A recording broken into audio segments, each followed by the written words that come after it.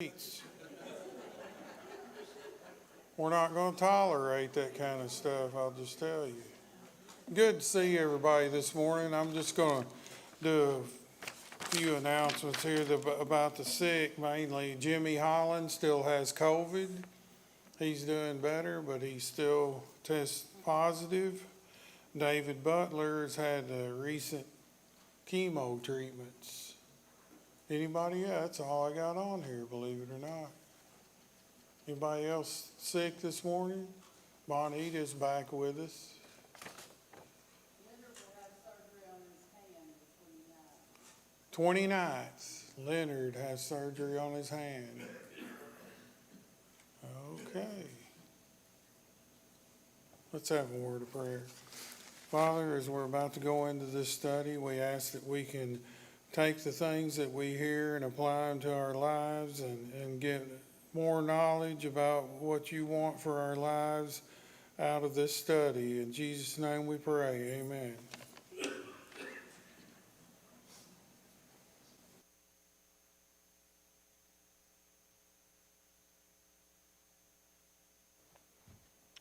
Good morning. It's good to see everybody today. Glad you're here. And a part of our Bible study, and we are in Acts chapter 28 this morning, the last chapter of the book of Acts, which documents Paul's final leg of the voyage to Rome and then his arrival and first experiences there in the city of Rome.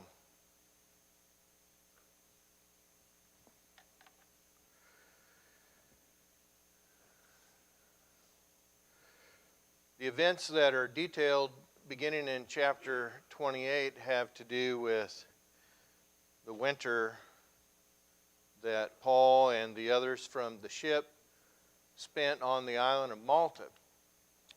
This is the last, as I said, part of the journey that has been documented in the last two chapters of Acts.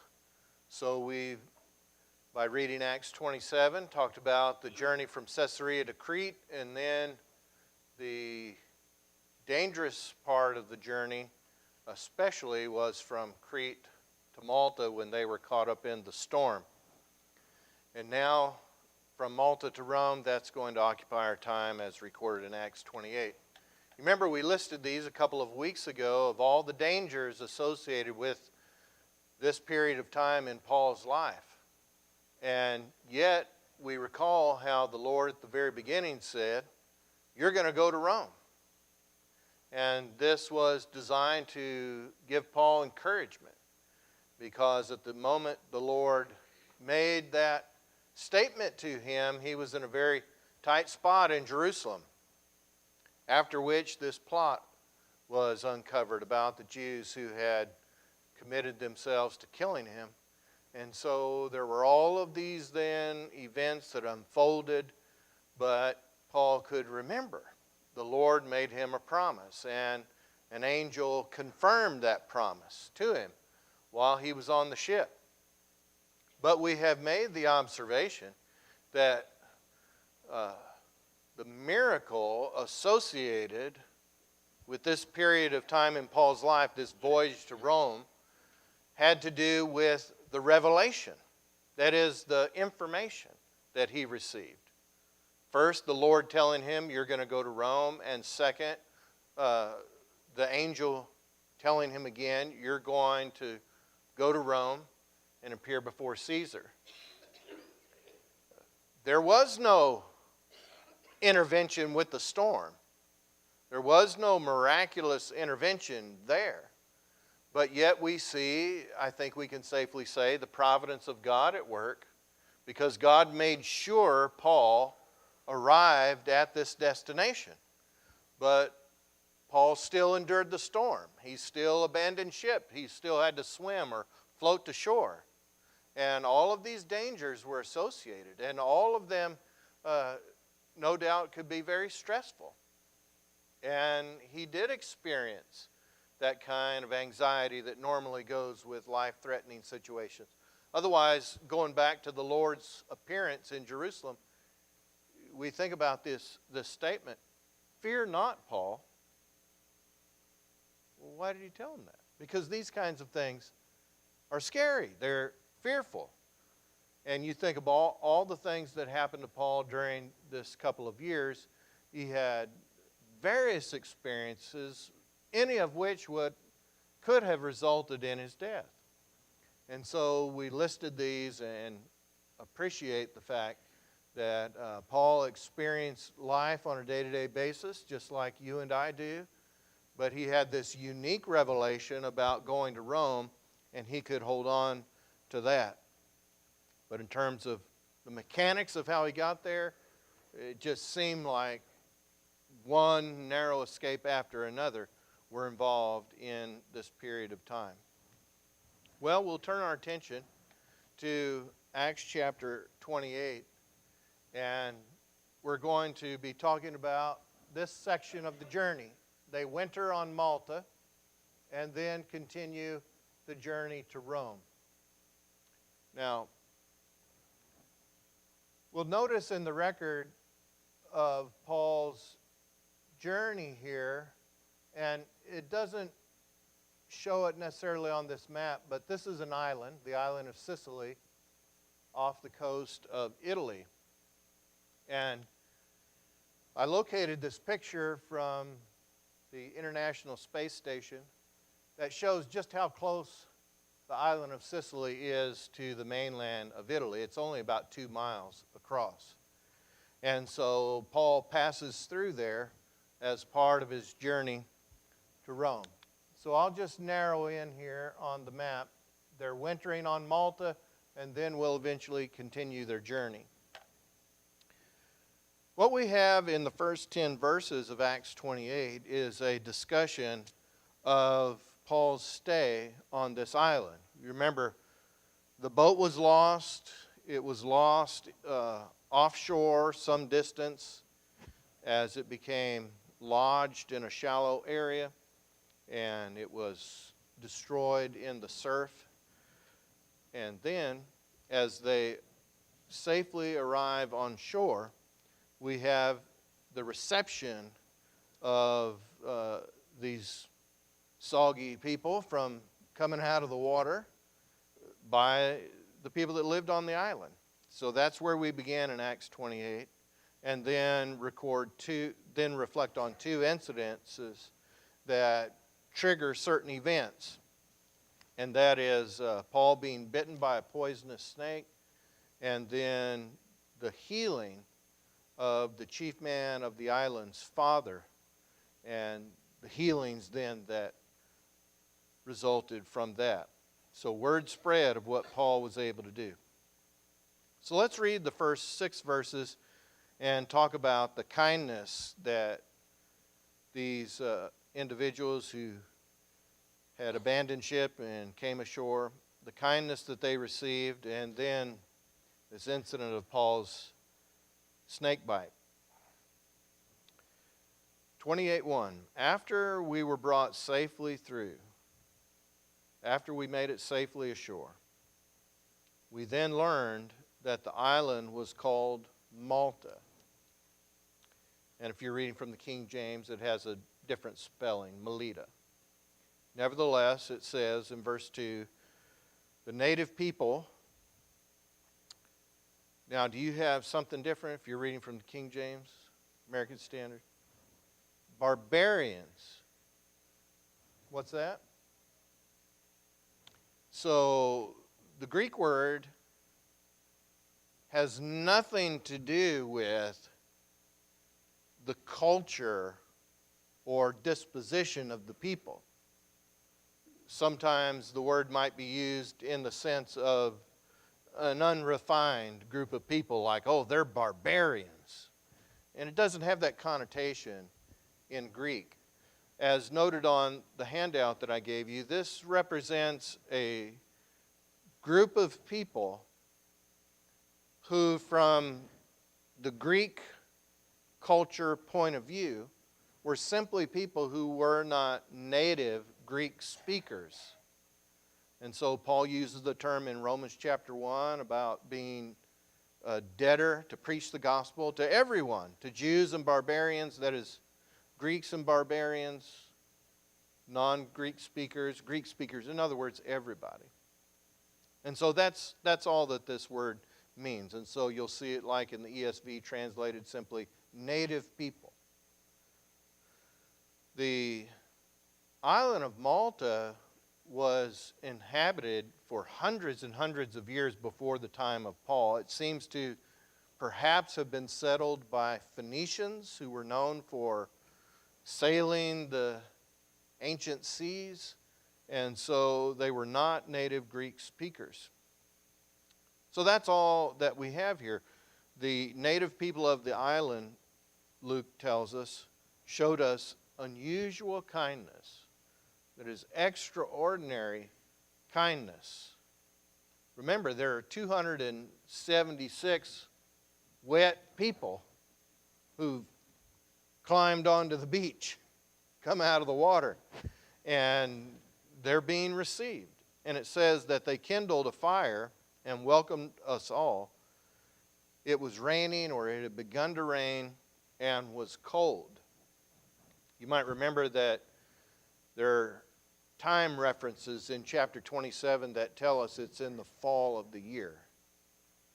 The statement that the fast or the Day of Atonement was already passed, and since that was in the fall of the year, we know it was in the fall of the year. So you can envision that, first of all, the reason they're here is because this storm, there was a storm, it drove them in this direction. And furthermore, it is raining, and it is in the fall, it's cold. And so they kindled a fire, and this is what happened. When Paul had gathered a bundle of sticks and put them on the fire, a viper came out because of the heat and fastened on his hand. Now, the point of this is the reaction, right? The unusual thing about this, and the reason it's here, is it is in line with so many things that have been happening for the last 2+ years in Paul's life. One close call after another. And so you might say that the snake was opposing the will of God. It wasn't God's plan for Paul to die on that island. And so when this poisonous viper latched onto his hand, which would indicate more than just a strike, right? That means he could be envenomated in a serious way. Well, the people thought what? Okay, well, but what about Paul's character? Yeah, he deserves to die. Right, he's done something, and they said, well, he may have survived the ocean, but it's caught up with him. They were thinking something very specific in terms of the kind of person or crime he must be guilty of. If he's going to suffer a fate like this, well, it must fit the crime. They said he must be a murderer. Now that gives you some insight into the way they thought, and not unlike what a lot of folks think today. That if something terrible happens, well, you deserve it. Now, what book in the Bible teaches us that that's not true? Job. So we're careful about drawing those kinds of conclusions.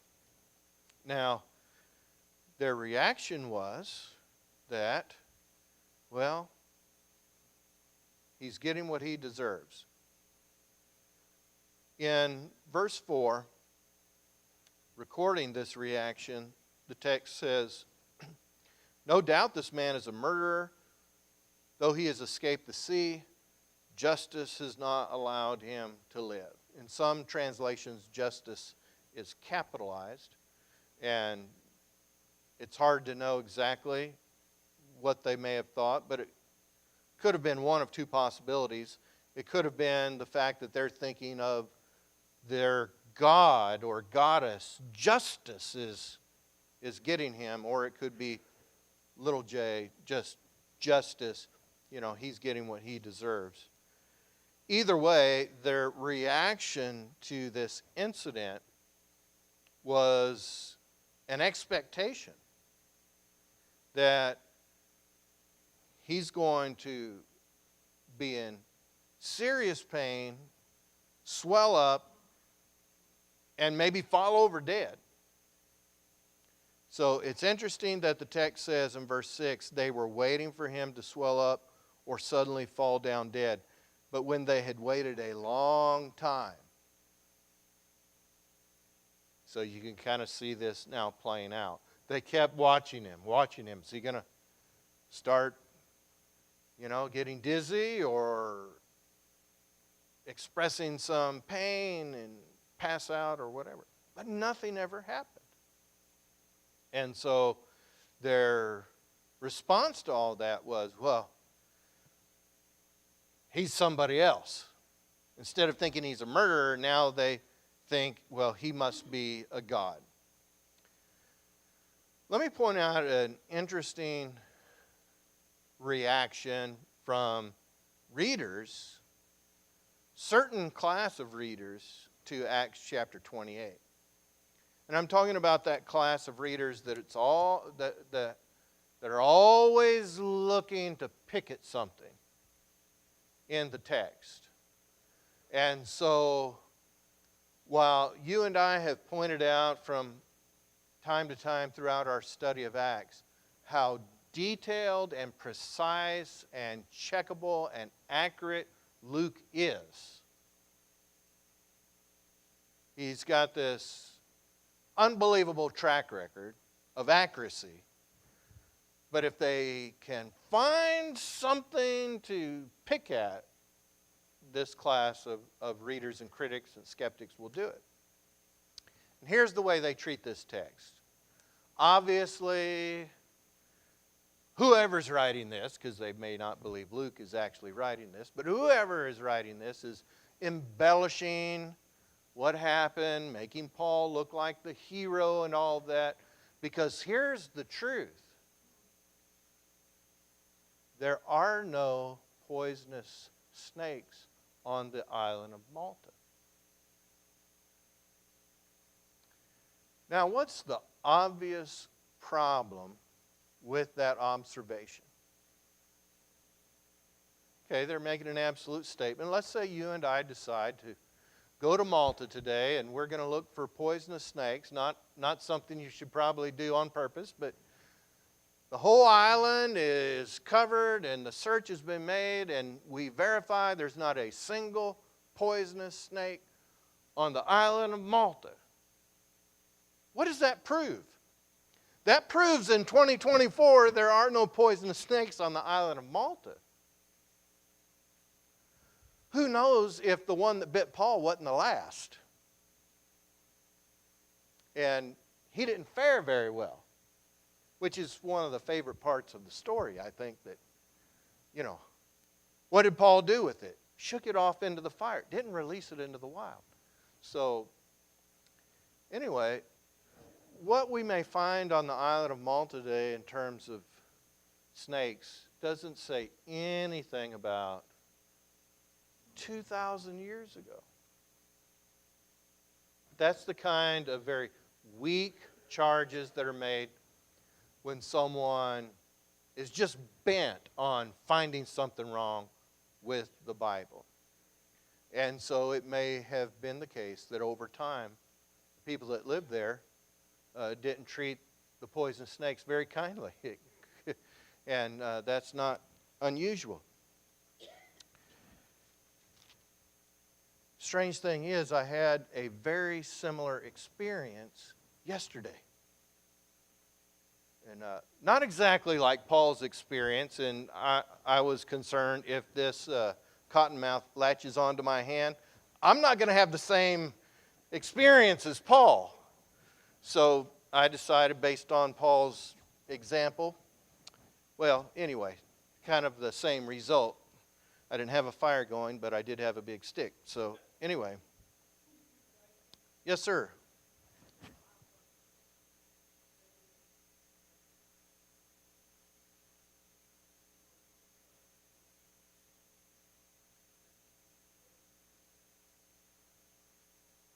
Yeah.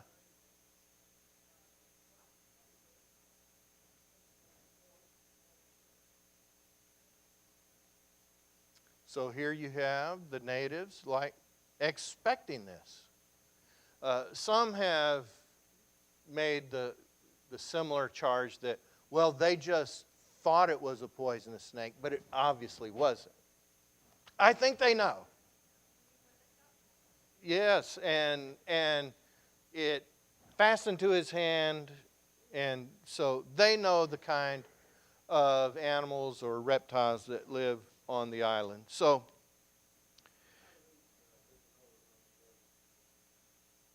that's a good question. Yeah, that's a good point. That's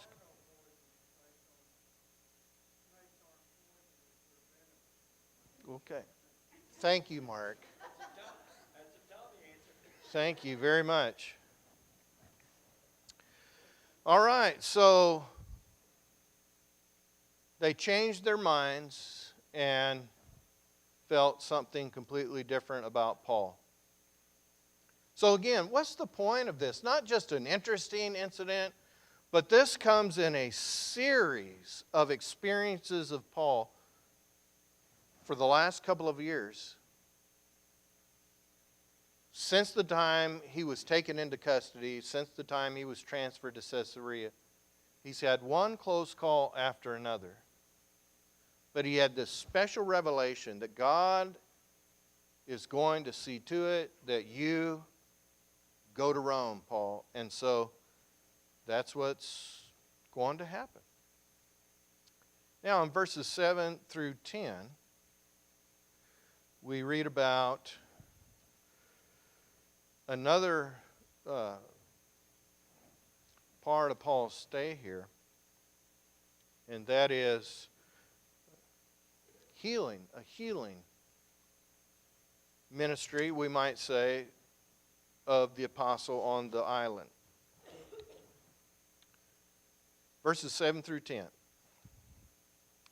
Now in the neighborhood of that place were lands belonging to the chief man of the island, named Publius, who received us and entertained us hospitably for 3 days. Sometimes it's not totally clear when the pronoun us is used, if it is intended to just limit the group to Paul and Luke and their circle, or is this all 276 people? It certainly includes Paul and his group, but here this man who's called the chief man of the island, the number one guy, the first man of the island, well, he entertains them, or he welcomes them and takes care of them and shows them hospitality for 3 days. It could be that this individual is an appointee of the Romans to be the governor of this island.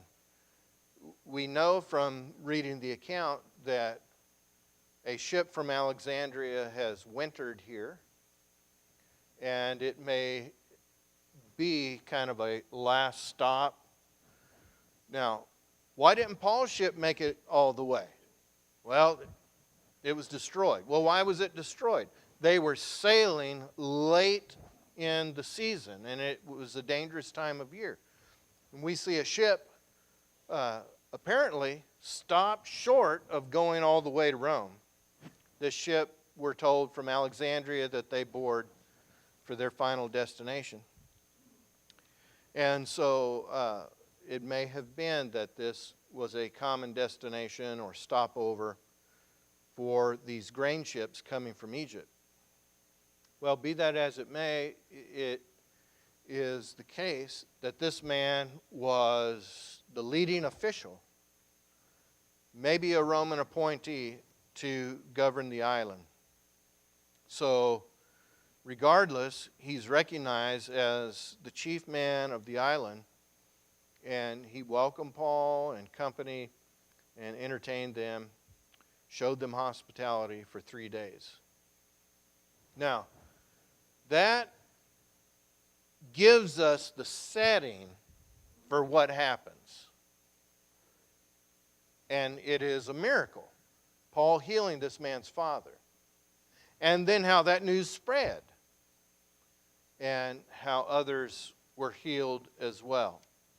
So that sets us up to understand verse 8. It happened that the father of Publius lay sick with fever and dysentery. So he was sick.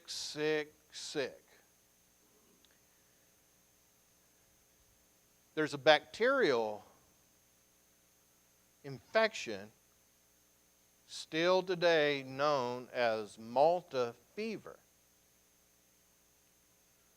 in an accommodative way, or Mediterranean fever. And it is caused by a bacteria that people will ingest from contaminated milk. And so this was not uncommon. And the symptoms described are those like someone who had Malta fever. And so it made someone very sick, and without any antibiotics, this condition could go on for months. And so it wasn't like a 24-hour bug or something like that. Somebody could be very sick with this bacterial infection.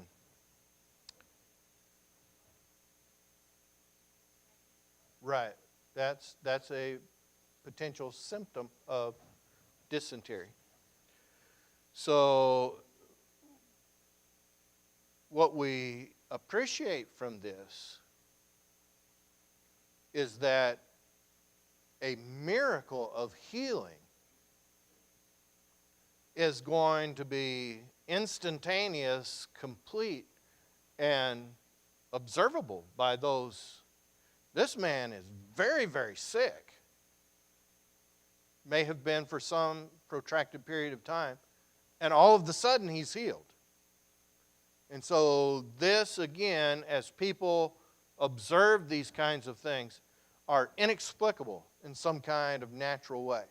Just like the natives who watched this snake hanging from Paul's hand knew that there's some kind of negative outcome going to happen when that is experienced. But then it wasn't. So when this healing is observed, it's clearly something extraordinary. It's a miracle. So the text says, verse 9, and when this had taken place, the rest of the people on the island who had diseases also came and were cured. Now, what is implied in that verse about the news? It spread. Something like this that Paul did is not unlike what we read in the Gospels about Jesus' healing ministry. And when news spread that someone actually miraculously was healed, people start bringing their friends and their loved ones and seeking Jesus out. You could probably, right off the top of your head, think about a few occasions in the ministry of Jesus when people sought him out for a healing or for a miracle. What comes to your mind? All right, the woman with the issue of blood. Jesus and the disciples have crossed the Sea of Galilee. and they are en route to the house of Jairus, a ruler of the synagogue, who likewise was seeking him out for help because his daughter was at the point of death. And it's in that congested movement through the crowd that this woman thinks, if I could just, what? Touch the hem of his garment, I will be healed. Why did she think that? Why did Jairus seek him out to heal his daughter? Because of the reputation that Jesus had, because of the news that spread. And this is one of the very clear revelations that comes out of the Gospels, is that the news about Jesus just spread like wildfire. And there were times when it was very difficult for him to even move about in the cities. Now, how far had the news spread? That's interesting. You remember when Jesus and the disciples went as far as the coast, up around the Tyre-Sidon area? There was a woman, a Syrophoenician woman. So they had gone out of the country, so to speak. They had gone into an area that was a Gentile area. And this woman approached Jesus for a miracle. That shows us how far it had spread. And then you have generic references about people bringing their sick folk and seeking Jesus out. So when a legitimate miracle took place, people talked about it. Now, people recover all the time. Sometimes they don't, but people recover. This was unusual. Let's again remind ourselves, and we've done this before in Acts and also when talking about the ministry of Jesus. What exactly is going on when a real miracle took place? What's that? Okay, they didn't take a week to get well. If they had paralysis, they didn't have to go to physical therapy, right? And so what Hibernia is pointing out is miracles had an instant and complete effect on the condition. Now, what else? Yeah, there's no natural explanation for it. It was beyond any kind of ability to think about on a natural level. Consider in John chapter 9 that Jesus healed a man who was born blind. There's no explanation for that other than it's a miracle. And maybe you're thinking about or have thought before of the conclusion that Nicodemus drew. You remember that? You remember that famous statement he made about Jesus' signs? They're inexplicable, is what he said. Inexplicable unless God be with him. No one can do the signs that you're doing except God be with him. So in this case, the healing of this man's father clearly was news that spread. That's implied from the text, in the text, because people start coming and seeking healings. People are coming with diseases. And so that's an amazing thing. So here's the situation. The rest of the people on the island who had diseases also came and were cured. Verse 10 sums up their experience. They also honored us greatly. And we don't know exactly what that means. We would like to know more about that. But Luke summarizes by saying there was then a reaction in terms of how they viewed Paul and company. And they were honored in some meaningful way. We wish we knew more about that. We wish we knew, did Paul then have an opportunity to preach the gospel? I think we assume he did. That was the whole point of doing a miracle, to validate the teaching. But we don't know all that we would like to. Luke is summarizing and gives us this bit of detail. He says, when we were about to sail, they put on board whatever we needed. You might remember a few weeks ago when we talked about Paul leaving Caesarea, and as they began their journey, on their first stop, the centurion allowed Paul to go ashore, and they said that it was said that he sought out Christian people, and they cared for him. And we made the point at that juncture of our study that prisoners in this kind of context were not provided for. And so a person often had to rely upon the help of other people in order to have the basic necessities, food, and so forth. You might remember that when Paul writes to Timothy in his last letter, 2 Timothy, and he says, bring my coat or cloak. And if you can get here, please get here before winter. Paul probably didn't have blankets. He didn't have what he needed unless someone else helped him. You think about his statements about the household of Onesiphorus. Onesiphorus had visited him, and Paul says, oh, I pray that God will bless his whole house because he's refreshed me. You think about the Philippians sending Paul aid. And so this is the kind of experience of someone in this position. Well, here they have been on the island for 3 months, and we might wonder, does Paul even have any food now for the rest of the journey? That's going to take now a number of days to finish the sailing part of the journey, and then to walk somewhere around 150 miles for the rest of the journey.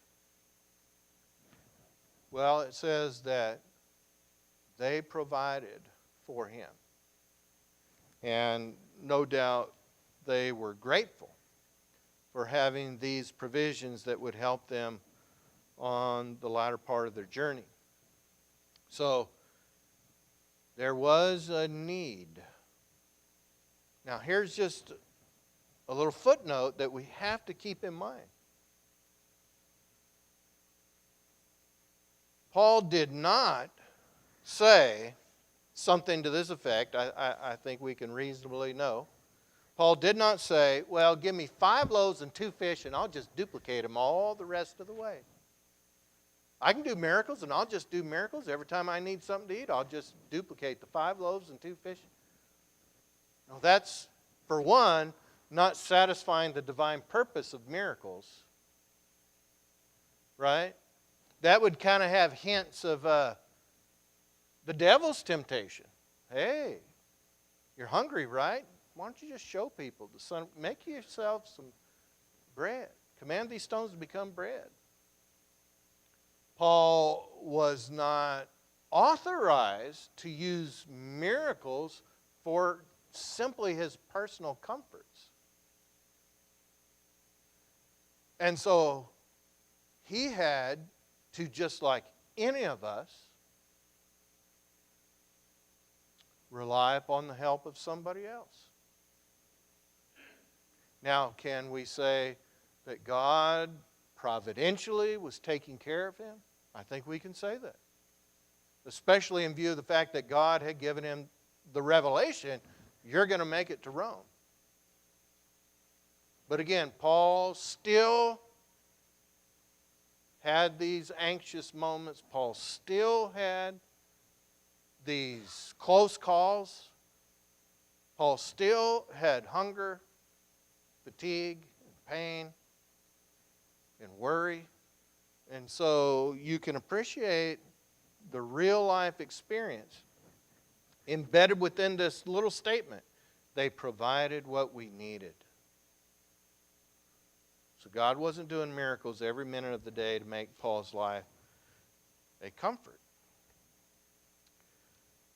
So this then concludes their time on the island of Malta. In verses 11 to 16, we read about the last part of their journey. Let's think about this before our time concludes. And you can see, again, since this is like a travel journal, we have documentation of where they were and where they went next and so forth. So they departed the island.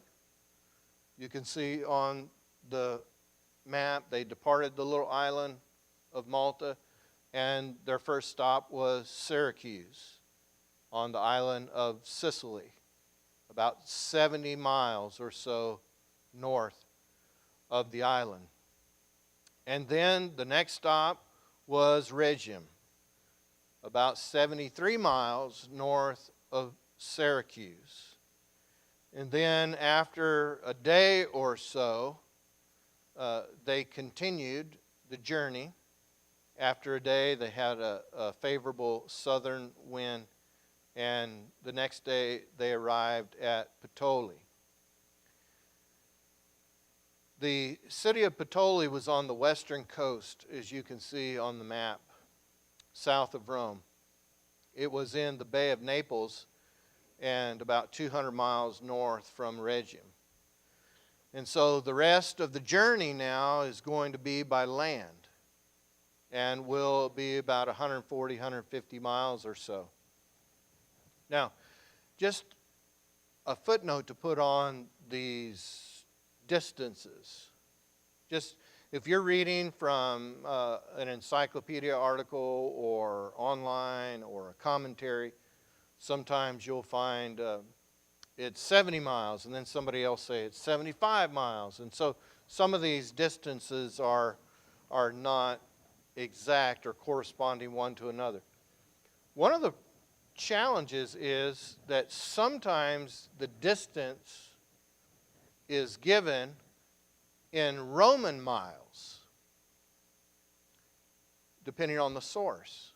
And I wasn't even aware that there was such a thing as a Roman mile. But there's a Roman mile, and it doesn't equate exactly with our mile. And so the Roman mile was 0.919 of our mile.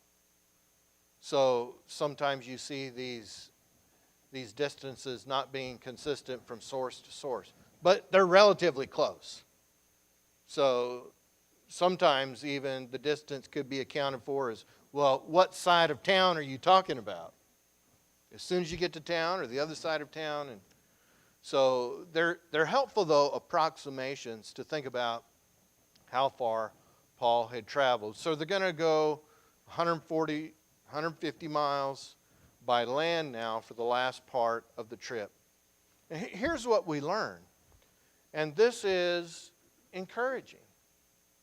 What Luke documents about the 140-mile walk of the final leg to the city of Rome was that Christians came out to meet him. This is all Luke concentrates on. When he documents, we went here to here to here to here, and that last part of the journey, when we started walking, at 2 spots along the way to Rome, we come in contact with Christians. Clearly, when Paul spent 7 days in the last stop before Rome, word again, we can see implied in the text, word had gotten to Rome. Paul is on the Appian Way, and he is making his way to Rome. Now, if you call to mind some of the details from Paul's letter to the Romans, right, that predates this. Paul wrote his letter to the Romans which would correspond to the beginning of Acts chapter 20, when he was in Corinth on his third missionary journey. So before this happens, this voyage to Rome, he's already sent this letter. And in Romans chapter 16, he greets a lot of people. So there were people that he had crossed paths with at different times, and some of them now lived in Rome. But he had not been there, and he had not met the people who were there and who were Christians for the most part. And they hear that he is coming. Let's just read this part of the account, and then that'll sum up our class for today. Verse 15. And the brothers there, when they heard about us, came as far as the Forum of Appius and 3 taverns to meet us. And so when they were about 40 miles, the marketplace of Appius was about 40 miles south of Rome, they ran into some Christians who had heard he was on the way, and they came. And then again, about 30 miles south of Rome, they passed an area known as 3 Taverns, an establishment that grew up in this location, kind of a traveler's stop along the way. Again, they met a group of Christians. And here is a beautiful statement. On seeing them, Paul thanked God and took courage. And here is the observation we'll end on. Even what seems like the smallest thing can just happen to be the right thing at the right time to encourage someone. And the unexpected thing. We don't know if Paul anticipated this, but when he saw them, they're coming to greet me. They're coming to welcome me. You think about what he's been through. The hard winter. The storm on the sea. All of the anxiety, having been rescued in Jerusalem, but then retained into custody. Appealing to Caesar. And here, as he is making his final approach, the Christians come out to greet him. And he thanked God. I think that's a very profound statement. Because ultimately, while we might say, he thanked them, thank you for coming to meet me, thank you. The ultimate cause of their benevolence was that they had been moved by God to do good things. He thanked the ultimate source for the Christian's goodness. That would be God. And so he took courage, it says, came to Rome and was allowed to stay by himself with the soldier who guarded him. All right, we'll call it the end of our study now and look forward to the latter part of Acts chapter 28. Thank you for being here today.